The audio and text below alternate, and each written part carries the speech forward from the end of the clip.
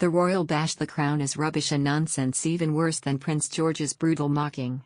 The royal family were told that the brutal mocking of Prince George in a new cartoon was not as bad as the inaccurate tosh conjured up on Netflix show The Crown, a royal commentator told a source. Commentators were incensed after new show The Prince, depicting Prince George as a spoilt child, was released in the US by broadcaster HBO. It shows the young royal, who is just 8 years old, and his fictional trials and tribulations behind the walls of Buckingham Palace, with the likes of his parents Prince William and Kate, Duchess of Cambridge, both appearing as well. The prince makes a number of jokes aimed towards other royals including the Queen, Prince Harry, and Meghan Markle, but many fans of the firm were unhappy that George was the main target, due to his age. HBO Max is facing backlash over their new series The Prince and the inappropriate ways in which it depicts Prince George.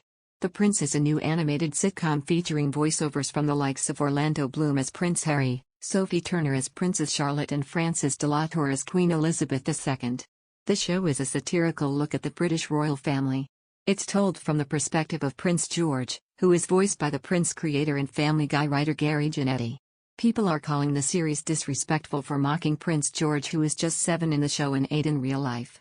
It led to a huge debate on shows such as ITV's Good Morning Britain, GMB, where Dr. Sholomos Shogbamimu argued the satirical cartoon was not funny and that children were off limits when it came to ridicule.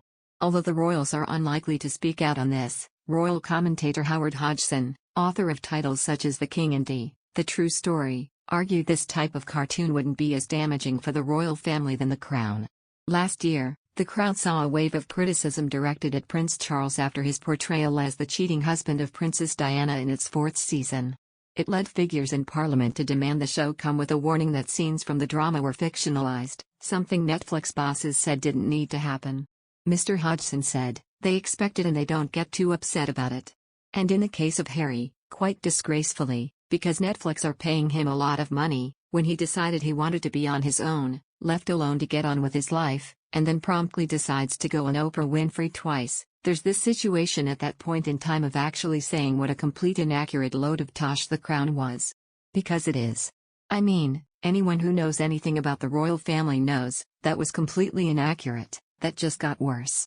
He added, "They just said everyone knows it's just fiction, but that's the problem, people don't know that it's fiction." And I think The Crown is vastly more damaging than, say, a cartoon version of Prince George. I think The Crown is damaging because people do think it is factual, and in fact it's absolute nonsense. The Prince was originally intended for release earlier this year, but out of respect for the firm, who were grieving the loss of Prince Philip, it was moved back to later in 2021.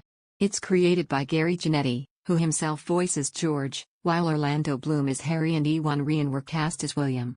Mr. Janetti has spent years in the TV business, previously working on programs in the US like Will and Grace and Family Guy. But criticism of the show has not been limited to just British commentators and viewers. A producer at Disney argued it's one thing for filmmakers to play fast and loose with the truth in shows like The Crown, but poking fun at a, then, 7-year-old child seems cruel and unfair. They added, "Some things should be off limits. It's morally wrong to use a child to get cheap laughs." Meanwhile, Kayleigh Donaldson of Pajiba criticized Mr. Janetti, saying that the series lacks intent and appropriate targets. Describing his Instagram account, on which Mr. Janetti has mocked the young royal for a while, Ms. Donaldson said, "It's just post after post of a 54-year-old man pretending to be a child so that he can spew the mundane level of misogyny that both the general public and the royal media already deal in."